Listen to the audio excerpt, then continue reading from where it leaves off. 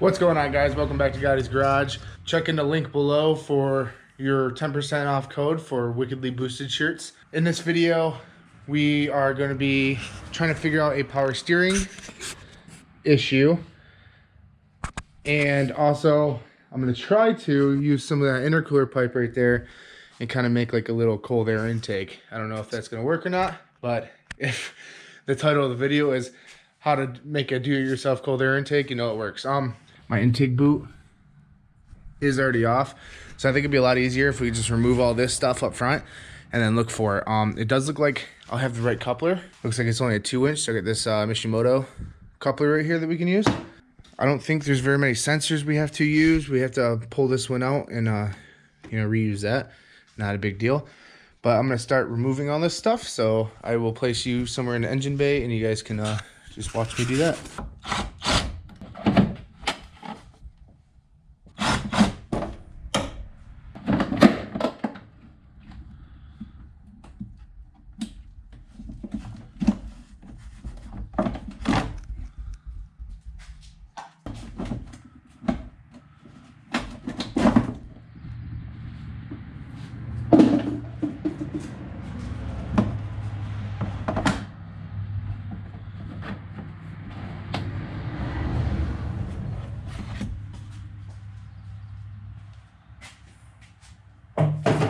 There is definitely noticeably a lot more room in here without any of that air stuff. So I'm gonna go ahead and put the coupler on. So it's definitely a 3-inch, not a 2-inch like I thought, or 2.5. There we go. So thinking,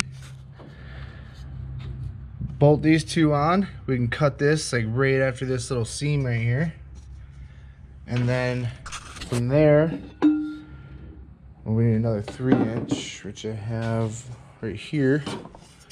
Oh, that's a, so we actually use this one. So this has the hole built in or bolted in for that sensor.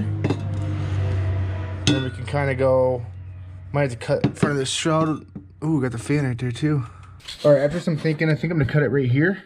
That way we can use this piece whichever way. We might have to cut it again, like somewhere up here or whatever, but we can route it coming down this way.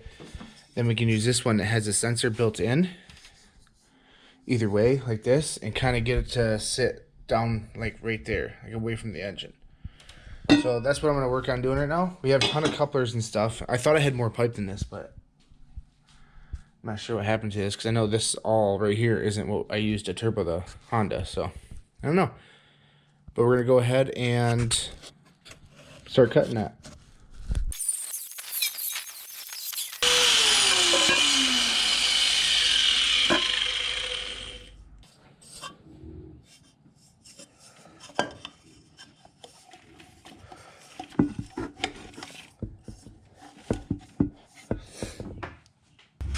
All right, so this is what I got right here. We got that 90 right here to another 90. It is pretty close to that, so we're gonna have to build something so it will not hit that.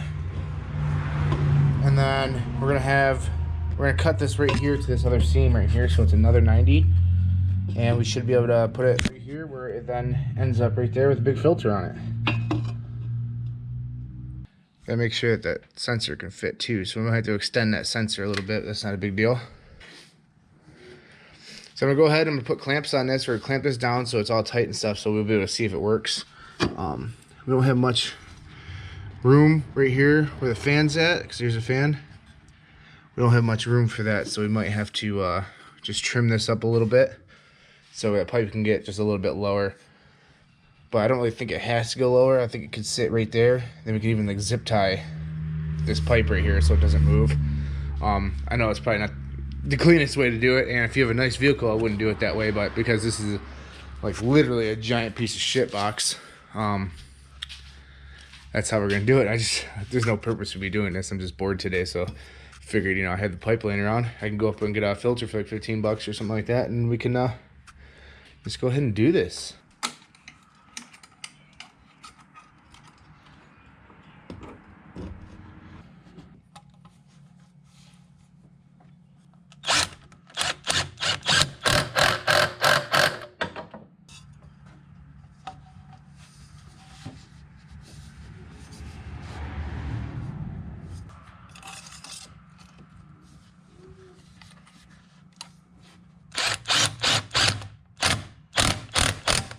All right, what do you guys think? So the filter can sit right down there. It's pretty tight. We just gotta extend this little harness or wire right here, so we can actually pull this one out. There we go. We pull that one out, and we can use this one. So we'll just have to, might have to drill this hole a little bit bigger. If that's the case, I'm gonna pop all this off again. But let me work on that. And if anybody ever needs like the airflow sensor or whatever that is, airtime sensor, I don't know what it is, but if anybody actually needs to figure out how to install that in any kind of pipe or anything like that, you just drill a hole.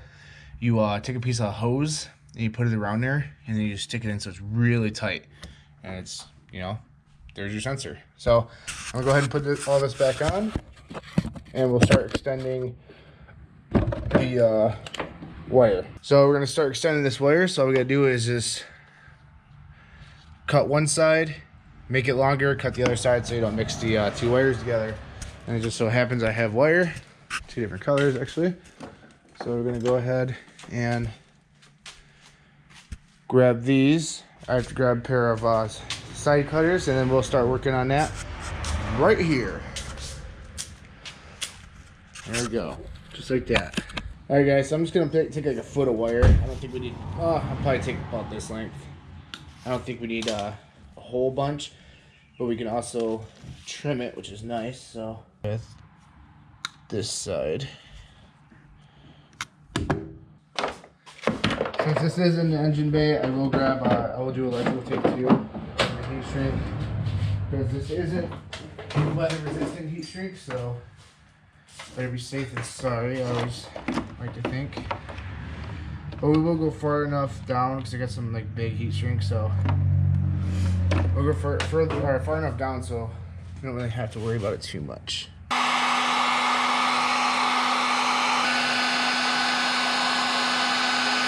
Alright guys, so just like that, we got it all wired up. It's all electrical taped and everything. It's all tucked. I just kind of threw some tape right here, so I don't have to worry about the wire bouncing around too much, but it's all plugged in.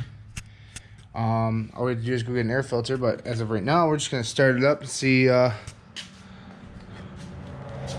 it sounds any different, or throw any codes or anything too, of course.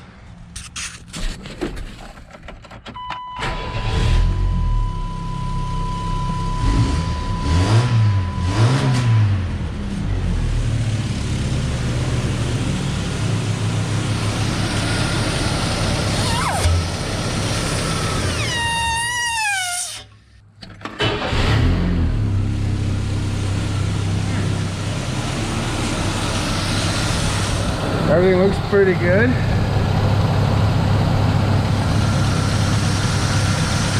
don't really feel it sucking any air anywhere. I'm going to tighten that just a little bit more. So all we have to do is go grab an air filter, and there's a cold air intake. Feel how cold that is. Alright guys, so it's not a really far drive, so I'm going to drive to the store without the air filter. I'm going to go grab the air filter, maybe a muffler, because the muffler is actually rotted out on this, so you got that like noise, which I fucking hate.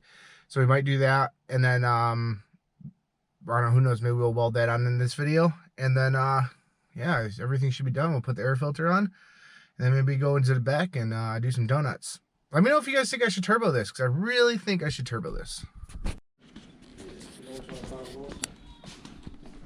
So I went ahead and got a Thrush turbo exhaust or muffler, because I can't stand this one.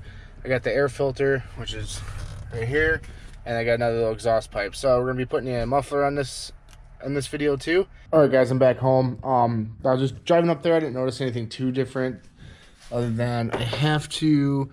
It's kind of rubbing on there, so I kind of have to zip tie. I got some metal zip ties right here, so I kind of have to zip tie this over here a little bit. I did notice a different noise. It has like a louder intake noise, and it has a little howl, but I'm gonna guess it's just because it's there's no filter on it. Right here is the filter that I decided to go with. So we're gonna go ahead and stick that on, and I'll show you the result. Actually, I kind of opened. Well, it's pretty self-explanatory, so I'll show you the result.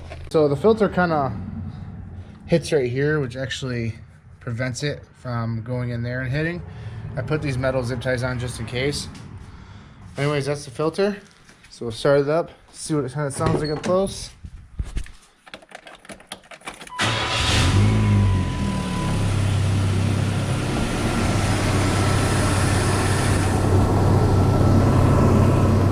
I think it looks pretty good. What do you guys think? Now the exhaust.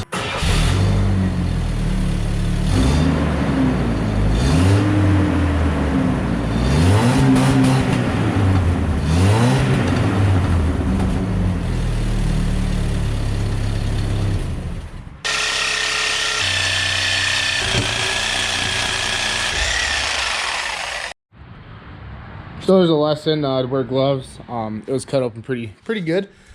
Or you could like split it open and stuff. But anyways, because you have to, like, that's like kind of a thumb rule. You cut your muffler off, you have to hear what it sounds like. So we'll go ahead and do that.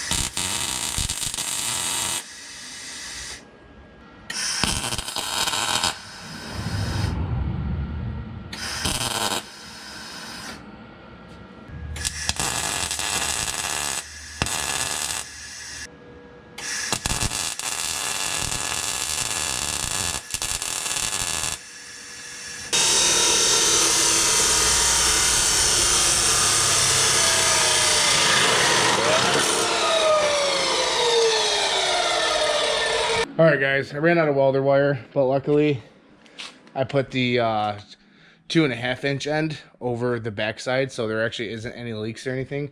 So I got to pick up more welder wire, but then I'll finish welding that up. But here, that's what it looks like. Definitely not the greatest, but as you can tell, the cat has also been cut off. And I did that when I first bought the truck. I sold the cat for like $100, so why not? So here we go. Here's another startup.